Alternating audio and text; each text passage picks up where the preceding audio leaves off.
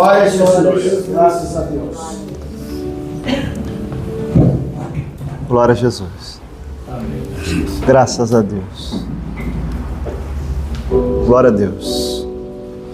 Nós saudamos a todos os irmãos, aos nossos convidados, com a paz do Senhor Jesus. Amém? Vamos estar de pé nesta hora. Vamos projetar a palavra do Senhor. Gostaria que os irmãos acompanhassem aqui pela projeção. E nós vamos trazer uma pequena palavra, queridos, a respeito do que está sendo dito, do que está acontecendo nessa última hora. Há muitas coisas que nós poderíamos falar, mas num culto objetivo, simples, nós não vamos conseguir esgotar o assunto de Israel. Mas nós fizemos aqui um resumo do que nós precisamos saber, estarmos atentos, porque Israel é o relógio de Deus. As profecias do Senhor se cumprem ali dia a dia. E a igreja, ela precisa conhecer e viver a expectativa da volta do Senhor Jesus. Eu pediria que os irmãos acompanhassem conosco aqui pelo texto. Zacarias 12, versículo 3. Vamos ler todos juntos. Comigo. E acontecerá naquele dia que farei de Jerusalém uma pedra pesada para todos os povos. Todos os que a carregarem certamente serão rechaçados. E Judá será contra ela todo o povo da terra. Graças a Deus. Glória a Jesus. Os irmãos podem se assentar. Glória a Deus. O próximo, por favor. Queridos, nós temos aqui esse slide. Não sei se os irmãos aí estão conseguindo enxergar. Esse slide para nós no Manaim já é bem conhecido, né? Mas nós vamos trazer aqui de maneira sucinta, bem objetiva, para que a gente possa se localizar no plano profético de Deus. Então observem aqui embaixo, essa primeira arte, a contar de Adão até Abraão, 2000 anos. E 2000 anos de Abraão até Jesus. E nos dias de hoje, mais 2000 anos, é o tempo que nós estamos vivendo, esse tempo de hoje, 2025.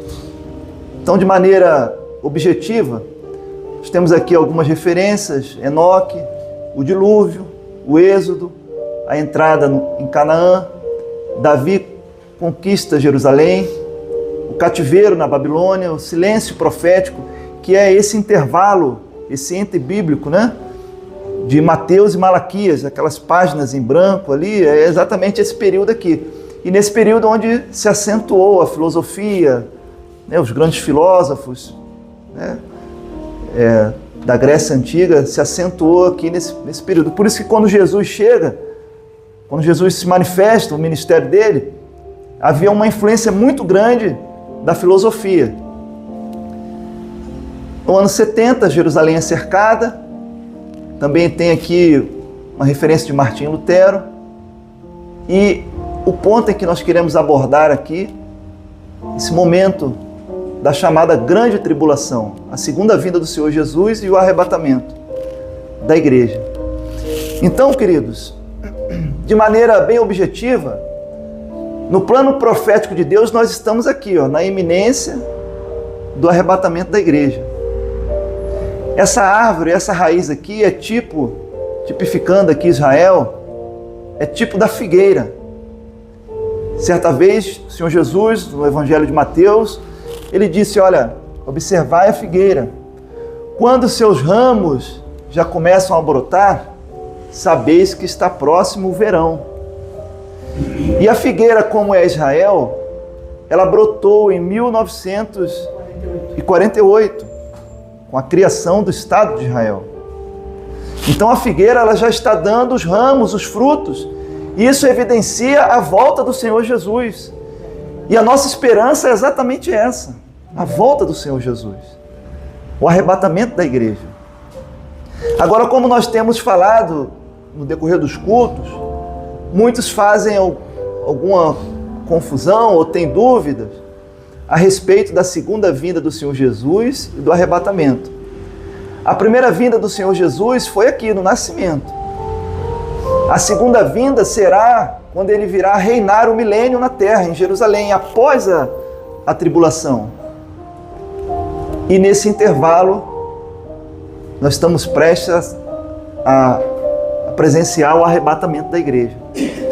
Então nós precisamos entender esses detalhes para que nenhum de nós sejamos pegos de surpresa, ou sejamos enganados por falsas doutrinas que estão aí, né, sendo disseminadas a cada dia.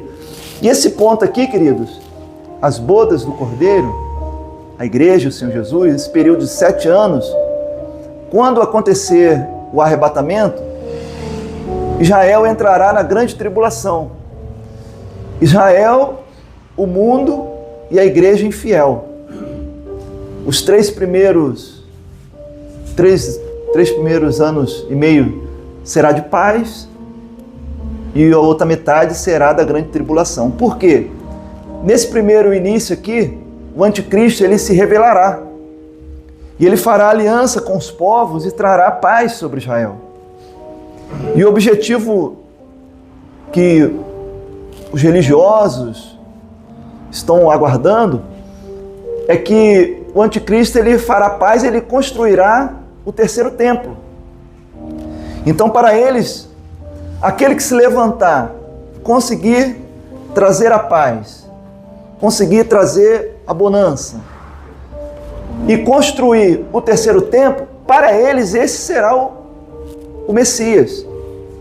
Porque a palavra de Deus nos fala no livro de Romanos que para eles existe como que um véu. E eles não enxergam Jesus como Messias. Mas nos próximos slides nós vamos ver que isso vai mudar. Mas é necessário nós entendermos isso. E quando o anticristo, então, ele se manifestar e pedir adoração a Israel, Israel não vai aceitar, então o anticristo se revelará como o próprio anticristo para perseguir Israel. E será esse período aqui, dos 3 anos e meio, esse finalzinho da tribulação. E quando Israel estiver quase perecendo, aí sim ele vai se lembrar, e vai se lamentar, e vai se lembrar de que o Messias já veio e foi rejeitado, que é a própria pessoa do Senhor Jesus. Então, no próximo slide, por favor. A grande tribulação. Lembrando que esse termo, a grande tribulação, é um termo que foi adotado no cristianismo e não há um texto específico dizendo sobre a grande tribulação. É um termo que foi adotado e foi bem recebido, né? Então, esse quadro aqui de novo. E nós separamos aqui alguns pontos que são importantes. Como nós falamos, é um resumo do resumo, né? Nós não conseguiríamos aqui em um culto objetivo como esse trazer todas as informações, mas vamos observar aqui, a igreja ela não passará pela grande tribulação. E eu pediria que um dos irmãos pudessem abrir aqui Apocalipse 3:10, texto em que corrobora com essa afirmação de que a igreja ela não passará pela grande tribulação. Quem pode ler? Eu até pedi para que os irmãos nos ajudassem. Guardaste a palavra da minha perseverança, também eu te guardarei na hora da provação que há de vir sobre o mundo inteiro para experimentar os que habitam sobre a terra. Glória a Jesus. Louvado seja Deus. Queridos, então esse texto aqui, dentre outros, nos dá a garantia de que a igreja ela não passará pela grande tribulação, porque o Senhor guardará o seu povo. Deus vai nos preservar, louvado seja o nome do Senhor. Há um texto em Apocalipse, capítulo 7, se não me engano, né? 7:10 também, que diz que esses são os que vieram de grande tribulação. E aí que está a grande confusão, né? O grande erro teológico que confunde as pessoas, onde alguns entendem que a igreja vai passar pela grande tribulação, e a igreja não vai. Nesse outro texto que eu citei, Apocalipse 7:10, está falando daqueles que vieram de um período difícil, E o Senhor os abençoou, e o Senhor os deu veste branca. Então não é o período do que está para acontecer após o arrebatamento, mas é o período em que o Senhor, Ele há de preservar os seus servos. O anticristo aparecerá. Hã? 2 Tessalonicenses. Pode ler, meu irmão. 2:6. E agora sabeis o que o detém. Isso, esse texto aí. Revelado somente em ocasião própria.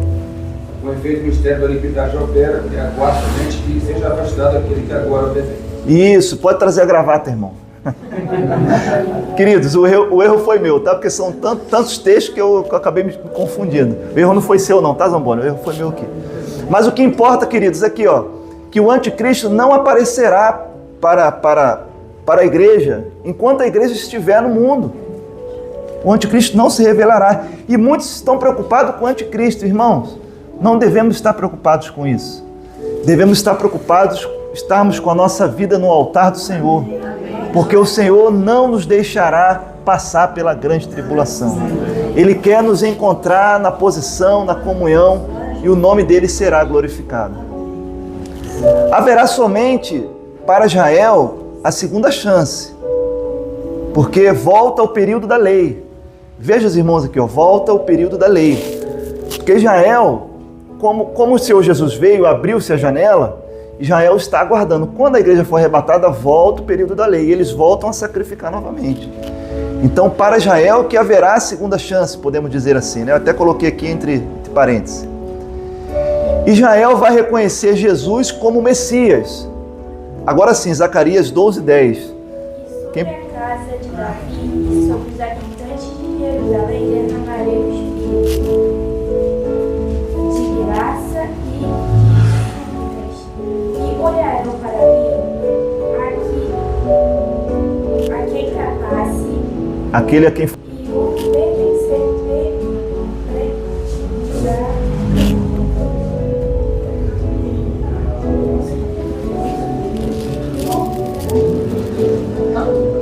como quem estatueia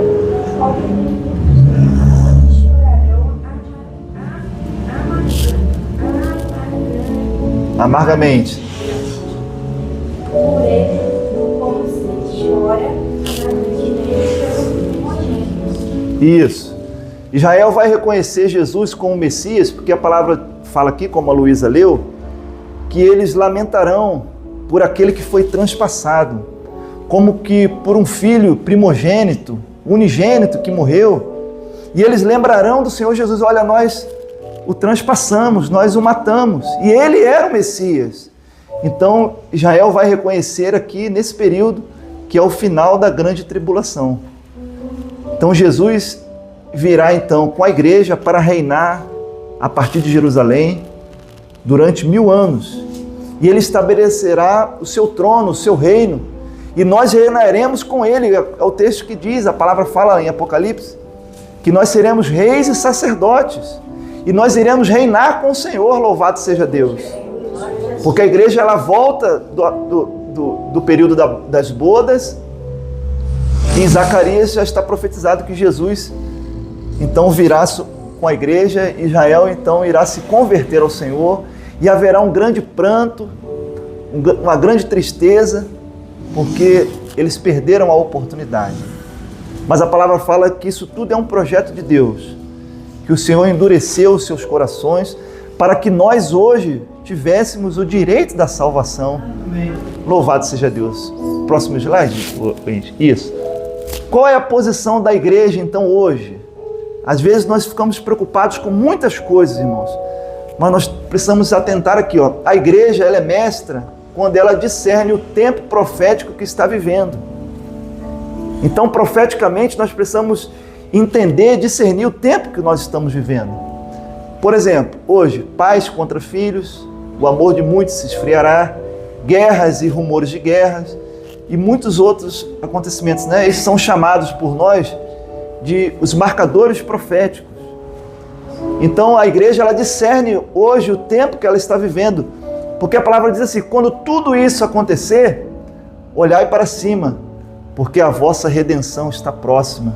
A nossa redenção está próxima, louvado seja Deus. Jesus voltará para buscar as nossas vidas. E como o sinal que o Senhor deu, o companheiro transmitiu aqui, se há alguém aqui desanimado, pensando em desistir, pensando em ficar pelo caminho, como o Senhor mostrou, não é momento disso. Porque nós estamos perto do arrebatamento da igreja, então nós não podemos desanimar. A palavra fala, olha, importa caminhar hoje, amanhã e no dia seguinte.